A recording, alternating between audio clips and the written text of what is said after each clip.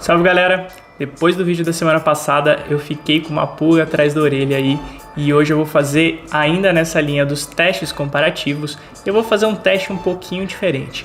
Para quem não assistiu o vídeo da semana passada, a gente comparou diferentes tipos de pasta térmica e o resultado final foi, para mim, surpreendente. Se você ainda não assistiu, volta lá nos vídeos do canal, dá uma conferida no resultado e depois corre aqui para você acompanhar esses testes que a gente vai fazer hoje. E com base nos resultados que a gente teve semana passada e que para mim foram surpreendentes, acredito que a maioria espera que pastas térmicas mais caras, enfim, essas que são vendidas para PCs gamers e etc, tende a ter uma eficiência maior, eu decidi fazer o inverso agora. Ao invés de eu testar diferentes tipos de pasta térmica, eu vou testar diferentes coolers comparado com o cooler estoque que vem junto com os processadores da AMD.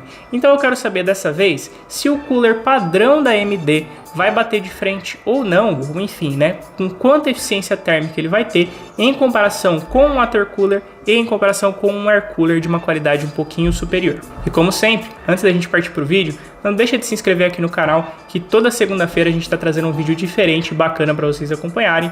E como sempre, comenta aqui embaixo coisas que vocês gostariam de ver, sugestões, ideias, dicas, enfim. Troca essa ideia com a gente, que o objetivo é sempre produzir um conteúdo de qualidade que vocês gostem. Então, chega de enrolar e bora direto pro vídeo.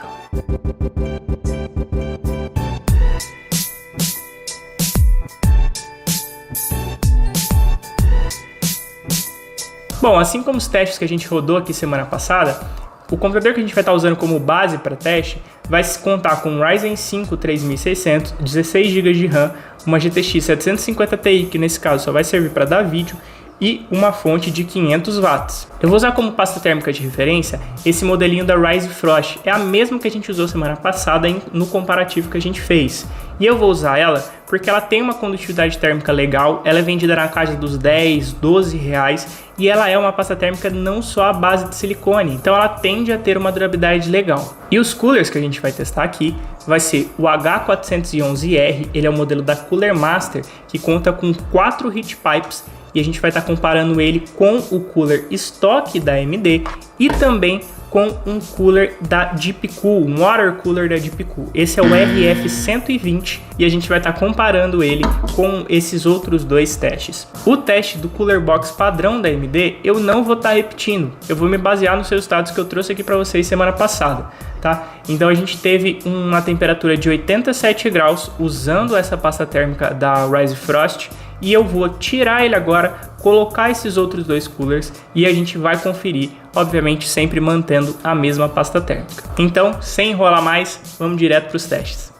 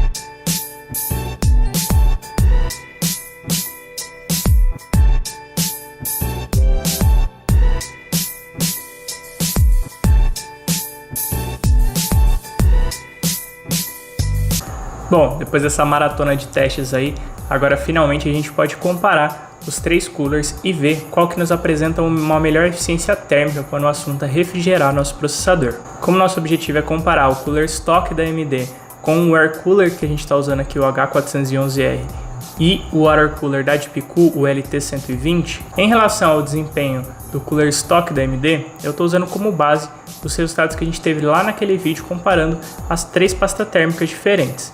Naquele teste, a gente teve que o cooler stock da AMD chega aí a no máximo 87 graus, onde ele se mantém a maior parte do tempo nessa temperatura. Quando a gente compara, por exemplo, com o cooler da Cooler Master, a gente pode ver aqui que ele atingiu no máximo 80 graus, onde na maior parte do tempo ele ficou aí nos seus 79 graus. Então é um ganho de temperatura de cerca de 7 a 8 graus. Fazendo uma aproximação bem grosseira, é cerca de 10% do ganho de eficiência térmica, ok? Quando a gente olha, por exemplo, aqui para o nosso water cooler da Deepcool, essa temperatura foi de no máximo 77 graus, onde a maior parte do tempo ela também se manteve nessa temperatura ali dos 77 graus, então ela já tem um ganho de desempenho em relação ao air cooler que a gente usou aqui. Explicando para vocês como que o teste foi feito, ele seguiu exatamente os mesmos moldes quando a gente testou as 3 pastas térmicas diferentes, que foi o que? A gente usou o AIDA 64, colocou para fazer um teste de estresse na CPU,